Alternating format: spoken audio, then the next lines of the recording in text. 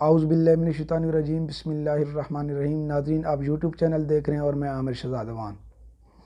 آج دو ٹاپک پر میں آپ کے سامنے بات کروں گا۔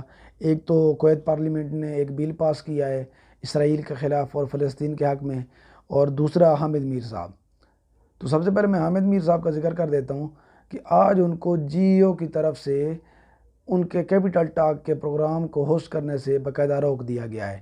ہر سوموار کو یہ پروگرام نشر ہوتا ہے، تو باقاعدہ اس کو روکنے کی وجہ بھی عوامی رد عمل تھا، اور عوامی رد عمل کے نتیجے میں ہی جیو نیوز کو یہ فیصلہ کرنا پڑا۔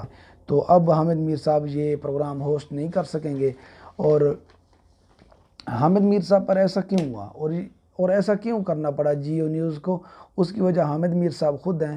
حامد میر صاحب نے گزشتہ دنوں جب اسد طور پر حملے کے حوالے سے صحافی احتجاج کر رہے تھے، تو اس ریلی سے خطاب کرتے ہوئے باقاعدہ حامد میر صاحب نے اس میں ISI پاکستان کے یعنی کہ قومی سلامتی کے ادارے گمنام ہیروز کو، ان کے سربراہان کو ٹارگٹ کیا تھا، بلکہ نہ صرف ان کو ٹارگٹ کیا تھا بلکہ ان کی فیملی کو بھی ٹارگٹ کیا تھا، اور ان کے خلاف بڑی غلیظ اور نازیبا الفاظ بھی استعمال کیے تھے، جس کی وجہ سے عوام میں رد عمل پایا گیا، کیونکہ عوام اپنی فوج اور اپنے ISI کے گمنام ہیروز سے بے پناہ محبت کرتے ہیں۔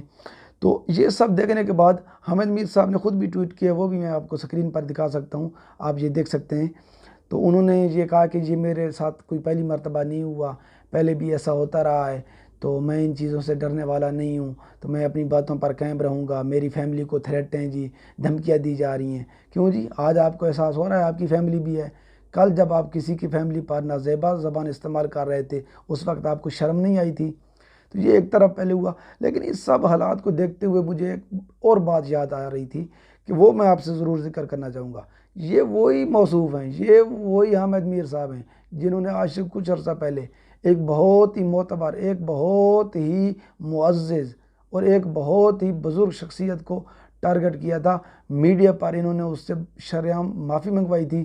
جی ہاں، میں مولانا طارق جمیل صاحب کی بات کر رہا ہوں، جو کہ پوری دنیا میں ایک مقدس اور ایک نیک شخصیت اور ایک مذہبی اسکالر کے طور پر جانے جاتے ہیں، اور ہیں بھی صحیح۔ بے تحاشا لوگ ان کو چاہتے ہیں، بے تحاشا لوگ ان کو محبت کرتے ہیں، اور ان کی وجہ سے راہ راست پر آئے ہیں، تو یہ ان کو اعزاز حاصل ہے، اور انشاءاللہ تا قیامت ان کو حاصل رہے گا۔ تو لیکن یہ محترم اس نے اور محمد مالک جو تھا ایک اور صحافی ہے، انہوں نے باقاعدہ جب مولانا طارق جمیل صاحب نے کہا تھا کہ زیادہ تر میڈیا جھوٹ بولتا ہے، 100% پھر بھی نہیں کہا تھا، لیکن زیادہ تر کہنے پر بھی ان کو تکلیف ہوئی تھی، کیونکہ ان کا شمار زیادہ تر میں آ جاتا ہے۔ یہ یا تو کہتے ہیں نا ہم زیادہ تر میں نہیں ہیں، ہم وہ جو کچھ حصہ بچا ہوا ہے، ہم تو نیک ہیں، ہم سچ بولنے والے ہیں، تو پھر خاموش رہتے۔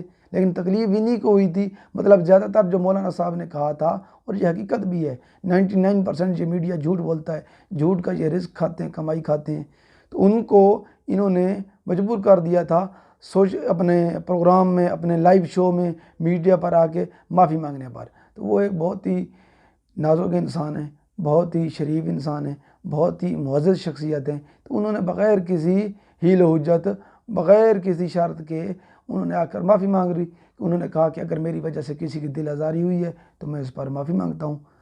اور یہ اس وقت بھی حامد میر اور محمد مالک ذلیل ہوئے تھے، اور یہ آج بھی حامد میر ذلیل ہو رہا ہے۔ اب باقاعدہ اس کے خلاف اس کی گرفتاری کے لیے بھی سننے میں آ رہا ہے کہ درخواست دائر کر دی گئی ہے، اور امید ہے اس کو بہت جلد گرفتار بھی کر لیا جائے گا، اور کر بھی لیا جانا چاہیے۔ تو اور اس جیسے جو بلکہ میڈیا میں جتنے بھی کالی بھیڑیں ہیں ان سب کو گرفتار کرنا چاہیے۔ آسمہ شیرازی جو کہ ایک عورت ہیں، عورت ہونے کی وجہ سے انہوں نے بھی بڑی جو ہے نا موج کر لی ہے، بڑا جو ہے نا عورت کارڈ استعمال کر لی ہے۔ اب اس کے خلاف اس نے بھی ریڈ لائن کراس کی ہے، اس کے خلاف بھی اداروں کو چاہیے کہ ایکشن لیں۔ تو بہرحال یہ تو تھا حامد میر، اور انشاءاللہ اس کی مزید جو اپڈیٹ آئے گی میں آپ کے ساتھ شیئر کر دوں گا۔ دوسری طرف میں آپ کو بتاتا چلوں کہ کویت نے پارلیمنٹ میں ایک بل منظور کر لیا ہے جی جیسا کہ ہم سب جانتے ہیں کہ مسلمانوں یعنی کہ فلسطین کے مسلمانوں کا مقدمہ ترکی اور پاکستان نے بڑی کامیابی کے ساتھ، یعنی کہ کامیاب حکمت عملی کے ساتھ لڑا، اور اس میں کافی حد تک کامیاب بھی ہوئے، یعنی کہ اسرائیل کو اپنی وہ جو غزہ پر ظلم ڈھا رہا تھا وہ روکنے پڑ گئے۔ لیکن اس سب کے باوجود کویت ان سب سے سبقت لے گیا ہے۔ کویت کی پارلیمنٹ میں ایک بل منظور ہوا ہے، اور اس کے جو ممبران تھے جنہوں نے یہ بل پیش کیا ان میں عدنان عبد الصمد ہیں جی، حشام صالح ہیں اور دیگر 3 ممبران بھی تھے جنہوں نے یہ بل پیش کیا تھا، اور اس بل میں جو پوائنٹ تھے وہ میں آپ کے سامنے رکھ دیتا ہوں مختصراً کہ نمبر 1 چیز تھی کہ اسرائیل کے ساتھ کسی بھی قسم کے رابطے پر پابندی ہوگی۔ دوسرا یہ تھا کہ کویت اور کویت کے بیرون ملک شہری، یعنی کہ کویت سے باہر جو شہری رہتے ہیں وہ بھی اسرائیل جانے کی ان کو اجازت نہیں ہوگی۔ تیسرے نمبر پر کہ اسرائیل کے ساتھ کسی بھی قسم کی ہمدردی کے اظہار کرنے کو بھی غیر قانونی قرار دیا گیا ہے، اور اگر اس پر یعنی کہ کسی کو اس کی خلاف ورزی کا مرتکب پایا گیا تو اس شخص کو باقاعدہ 3 سال قید اور بڑے پیمانے پر جرمانہ بھی اس پر عائد کیا جائے گا۔ تو یہ کویت کی پارلیمنٹ نے بل باقاعدہ منظور کر لیا ہے، بلکہ اب یہ وہاں کا قانون بن چکا ہے۔ تو یہ فلسطین کے لیے ایک بہت بڑا قدم ہے جو کویت پارلیمنٹ نے اٹھایا ہے۔ اللہ تعالیٰ مزید ان کو کامیاب کرے، اور میری تو یہ دعا ہے کہ باقی جتنے بھی مسلم ممالک ہیں ان کو بھی اسی طرح کے بل پارلیمنٹ میں لے کے آنے چاہیے، اور پارلیمنٹ میں آ کے ان کو منظور کروانا چاہیے اور باقاعدہ اس پر عمل کروایا جائے۔ تو ناظرین، اب تک کے لیے اتنا ہی۔ اپنا اور اپنے اس یوٹیوب چینل کا خیال رکھیں۔ السلام علیکم۔